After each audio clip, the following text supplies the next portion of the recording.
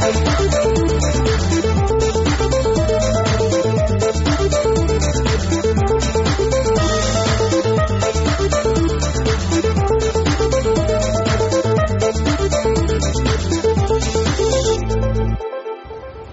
and welcome to the Finance Quarter. I'm Andrew Robertson. On the program today, how a shareholder agreement can stop that small business dream turning into a nightmare, and will the reforms to the financial planning industry make us better off? Even the industry itself is divided. But first today, self-managed superannuation. It's the fastest growing sector of an industry that's now worth well over $1 trillion.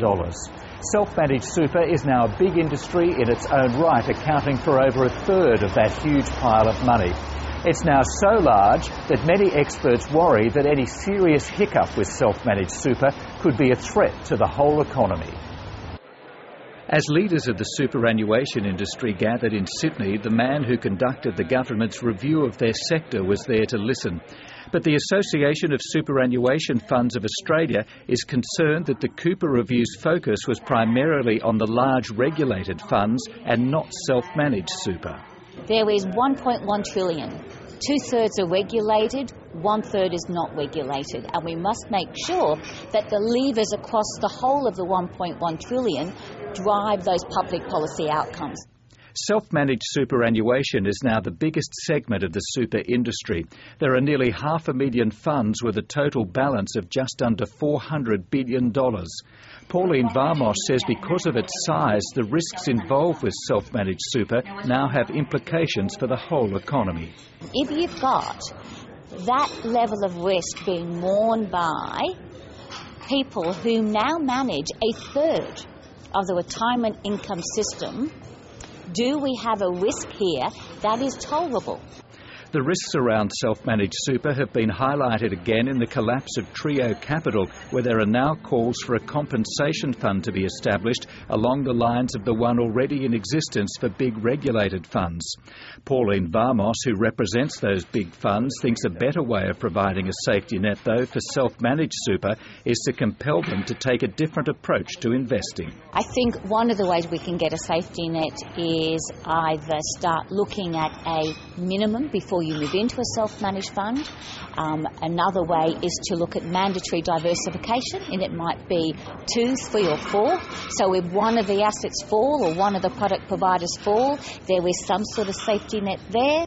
Housing is a key asset in many self-managed superannuation funds, and the Ask for Lunch heard a warning about the dangers contained in Australia's currently overheated housing market. John Coombe from Yana Investment Advisors believes the market should be given time to naturally correct itself. If we muck around with it, or if policymakers muck around in the market, we could cause a big problem for our banking sector and therefore our economy. We are very fortunate that we haven't pricked that bubble to any extent and caused problems within the domestic economy. Of course, nobody is seriously suggesting the self-managed super sector is set to implode. It's just that it's so big now that the risks involved need to be closely monitored. A more immediate risk to the economy, as was mentioned in that report, comes from the housing market. According to research house Fujitsu, up to 25% of homeowners are now really feeling the pinch from rising interest rates, which is why retail sales are so depressed. And Fujitsu believes any further rises in rates will have a big impact. For many people, that will be pretty much the end of the road in terms of being able to spend any discretionary spending whatsoever. So we're putting more on credit cards, cutting back on discretionary spending, trying to keep the mortgage repayments going. I think we'll probably see, and we're seeing a little bit of evidence of this, that in some areas people are already thinking about should they sell, because essentially they may not be able to afford to continue to make their mortgage repayments. If rates do go up, I wouldn't be surprised to see a little bit of further selling in some postcodes. Not all postcodes, but some, southwestern Sydney, for example, on the Gold Coast, for example, could have an impact then in terms of the broader economy because of the multiplier effect of those people. Small business is the backbone of the Australian economy. But for many small business owners, what starts out as a dream can turn into a nightmare as they find themselves locked in battle with fellow shareholders who have a different idea on how the business should be run. It's a situation that can fracture families and bring an end to lifelong friendships. A shareholder agreement drawn up when the business has started can go a long way towards heading off that conflict. Andrew, you're the principal of Argyle Lawyers in Sydney and you've drawn up many shareholder agreements. What are they and why are they needed if you're going to start a business? In simple terms, shareholders by majority appoint the board by majority makes decisions. Within that construct, there is a good and sound basis, but it doesn't apply to all companies appropriately, particularly for small companies where you might have significant shareholders who don't want to just be passive, who have associates who want to be on the board or be part of the executive, or significant shareholders who may have related transaction interests that they want to have covered within the company.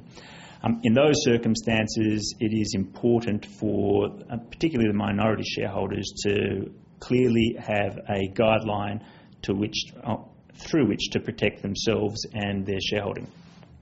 What should a shareholder agreement cover? Shareholder agreements can cover a myriad of things, and it comes down to the importance that the shareholders place towards different matters as to what is covered and what isn't covered. Typically, the kind of matters that are covered, if I'm a 40% shareholder in a company, I might say I want to have equal representation on the board so that I've got a voice in how the company is being run. I might have veto rights on what is decided by the board as opposed to what is decided by the shareholders. I might change the special resolution threshold so that I've got a voice. In other words, I'm moulding it to something that is fair to me, notwithstanding what my percentage is. What if you're planning to start a business with a close relative or a really good friend who you may have known for, say, 20, 30 years? You've never had an argument in your life. You trust them implicitly. Why do you need a shareholder agreement? That's a good point. That comes down to the individuals and how the individuals view moving from a friendship or a family relationship to a business relationship. I've been witness to going on holidays with friends, and the friends turn out to be very different on holidays to what I was experiencing them during social engagements.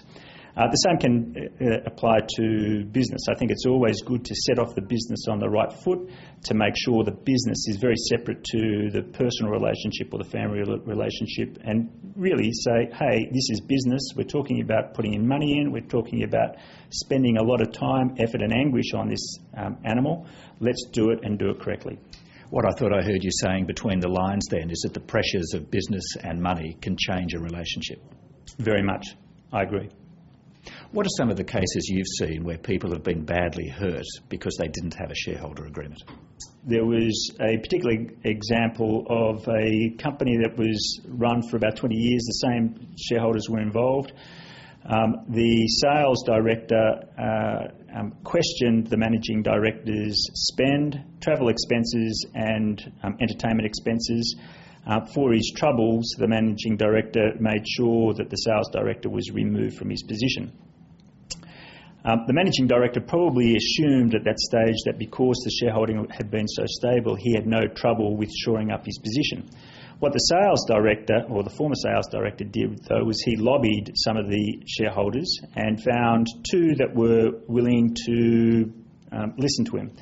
One agreed to sell their shares. They'd been involved with the company for quite an extended period of time, sold the shares to the former sales director without disclosing it to the others, and he aligned himself with another shareholder. They had 54%. Having the majority of the shares, they could then vote the directors on or off, which they did, and the managing director lost his position. And I guess there are unforeseen circumstances where you may start a business with a friend or relative, and then that friend or relative dies, and you suddenly find yourself in business with that friend or relative's spouse, who may have a very different view of the world to you, and what was a very smooth relationship suddenly becomes a very rocky one. That's true. A shareholders' agreement can provision